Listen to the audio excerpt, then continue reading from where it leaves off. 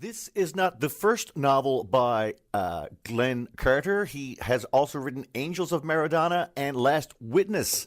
It is, however, the first one I've read, but having finished this, I just may have to dig in and grab some of the others. Really enjoyed the book, and Glen Carter is on the line right now. How are you doing, Glen? Hi, how are you? Thanks so much for having me on this afternoon. Enjoying having a chance to speak about the new novel. I'm glad you enjoyed it. When did you release it? I was released September the 5th, I believe. September the 5th, yeah. Now, some people, go about the process of writing a novel, and it's so harrowing and that they never go at it again, but you sound like a sucker for punishment. Yeah, it's... the funny thing is, I've heard that often too. The blood, sweat, and tears that go along with writing a novel, and it is, to a large extent, it's true. But I've been writing for my entire life, adult life, and the process of sitting down in front of a keyboard, shows how old I am, a screen, and formulating words and sentences and paragraphs to tell a story. I've been doing that for a long time, and so I'm quite used to it. What I will say is that, to me, writing a novel is, although difficult, it takes a lot of thought, a lot of commitment, discipline. I wouldn't describe it as blood, sweat, and tears for me, although I might say that a lot of that blood does go into the final work. As I was reading this, I made the false assumption that a portion of this novel had occurred in St. John's. There was reference to Water Street and McMurdo's.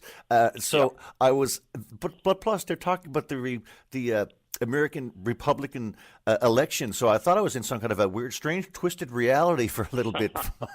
Because you haven't chose Newfoundland as a setting for any of your novels. No, I haven't. It's just the way I've chosen to pursue my writing. There are an awful lot of fine writers in this province who write with Newfoundland localities, and all the best to them. They've done so well, and I just chose to. It's just the way I think. I just wanted to break outside of our boundaries and further afield into the world, so to speak. Although if when you read Soldier Boy, you will get a huge sense, as you said, of Newfoundland. It has that texture and it has that feel. But in telling my stories, I have to go outside the Newfoundland and Labrador setting, the Canadian setting, because of, for instance, in Soldier Boy, there's an American element with the president, running for president and that kind of thing, one of the main characters. And that of course, could not be done in Canada. And in order to propel the plot, I had to leave the comfort zone of home and that kind of thing. Let's talk about Callum Doody first, who is a real, true hero figure. He is. He's I drew Callum is an amalgam of all the best I've seen in people, and young men, perhaps, to be more specific. He's a young guy. He's got his head on straight. He's got plans. He knows what he wants to do. He's got a high moral character. He does everything the right way and does the right thing.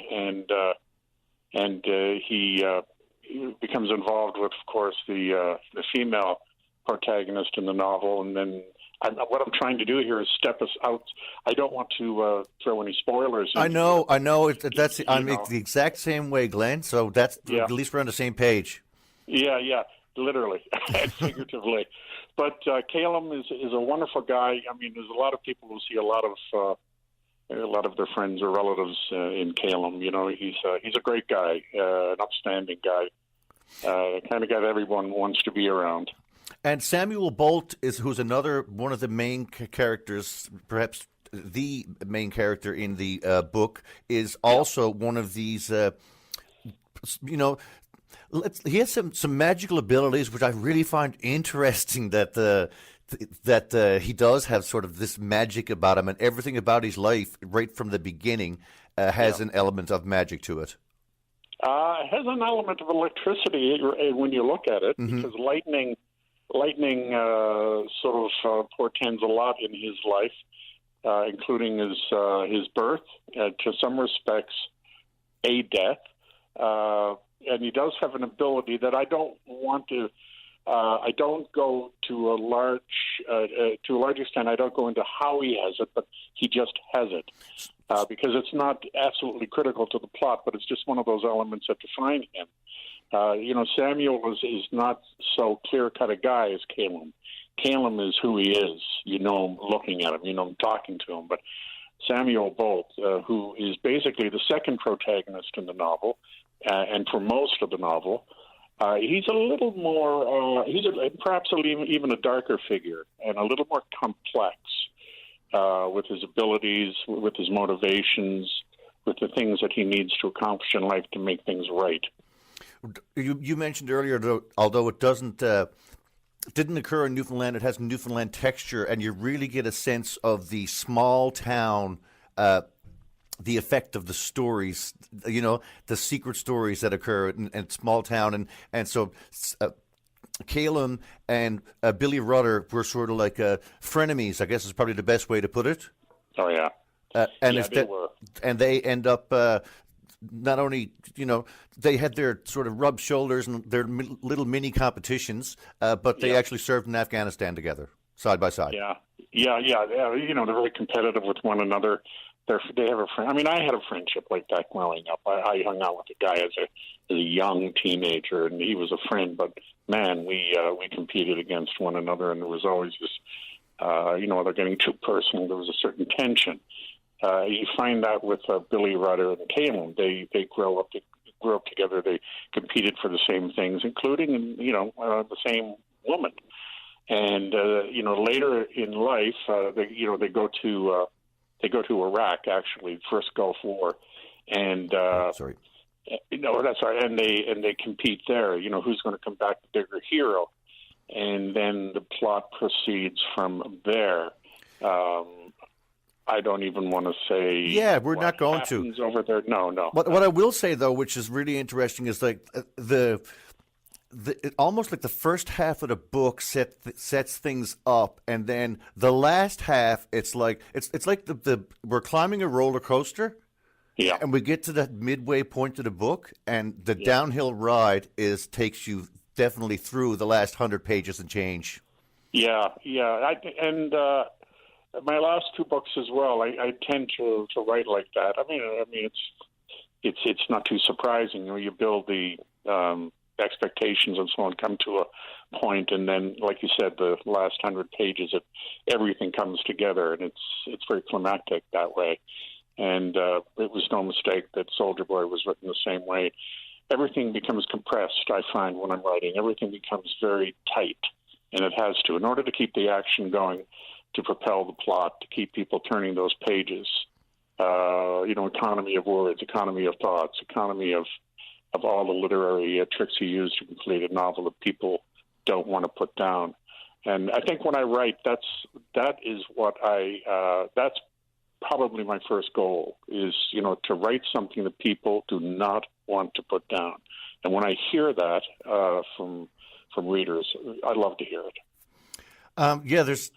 Listen, you said at the end of the book that you were like Abe Power. Now, Abe Power, by the way, a musician who enjoyed a beer. There was something familiar about him, but I couldn't quite put my finger on it. Yeah, I'll bet. How are you like Abe? How am I like him? Yeah.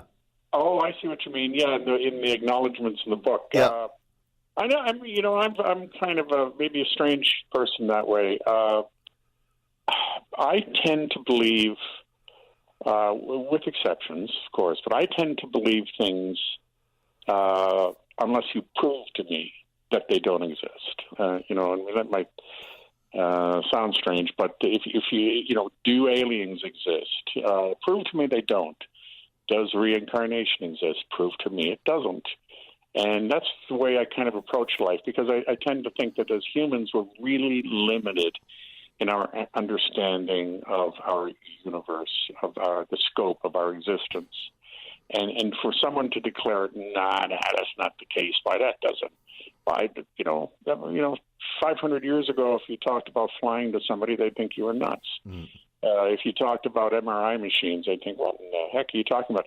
And I've come to believe that, as humans, I don't think we've reached an intelligence level where we know what questions to ask, much less the answers to those questions. So it's with that kind of thought process that I approach, conversation, debate, dreams, whatever. You don't have to answer all the questions. You just have to pose them, basically. Right? Basically, yeah. Hopefully you've got the right questions. There's a lot of action. There's a lot of excitement in this book, but there's also a lot of really poignant moments. For me, the one where as the book progresses, that Samuel Bolt actually gets to meet with Caelan's mother for the first time. Yeah, that's one of my favorite parts, actually. Yeah, it really sort of jumps off the page, Glenn. I tell you, the book is well written. I loved it. And it's been out since September and probably available in all the finest bookstores through Flanker Press. Yes, it's everywhere. I don't need to go down the list, but it's everywhere, including online, outside of the province and the country and whatever. It's a great read. I love it. Listen, tell me, how long do you take a break before you dive in again? I mean, I get an itch almost immediately, and I'm even now. It's kind of like I'm coming off carbohydrates or something, which is pretty bad. How long? As soon as I get the brew finished. There's one brewing now. I'm not quite certain about it, but it will take some time. And once I've got it in my head, the characters start to speak to me, then I just sit down and start to write. That could be 6 months, could be 8, a year. I just don't know at this point. You roll the story around your head and let it build to see if it's absolutely worth writing down. Yes. Anyway, the novel is called Soldier Boy. Glen Carter, it's been a pleasure to chat with you. I hope everybody picks up a copy. Listen, Darrell, thank you so much for your time. Take care. Bye-bye. All right. Bye.